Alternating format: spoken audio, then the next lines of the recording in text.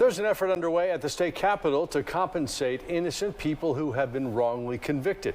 Georgia is currently one of only 12 states that does not compensate people who've been exonerated. Fox 5's Denise Dillon tells us about House Bill 364. Right now, some exonerees are compensated, but it's on an individual basis, and they have to have a hearing before lawmakers. Under this bill, experts in criminal justice would be making decisions and setting parameters on the amount of compensation. He served 23 years of a crime he didn't commit. In 2021, Devanya Inman walked out of jail after spending 23 years behind bars.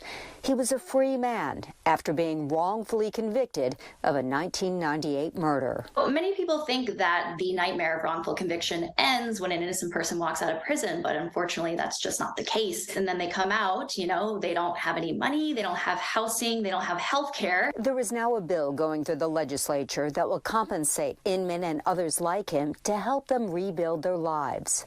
It's to compensate somebody for having their life taken away from them wrongly. Georgia is one of a dozen states that does not have a law to compensate the wrongfully convicted.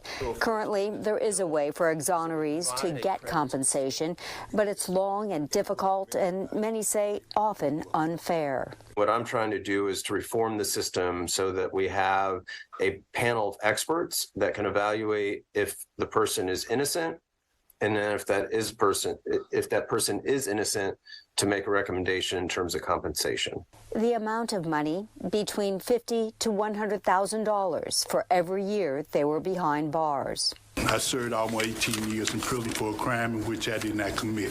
Clarence Harris, the first man to be exonerated with the help of the Georgia Innocence Project, told his story at a hearing this week regarding the proposed law. But what I will ask you all to do is to be fair.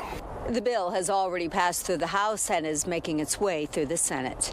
In Atlanta, Denise Dillon, Fox 5 News.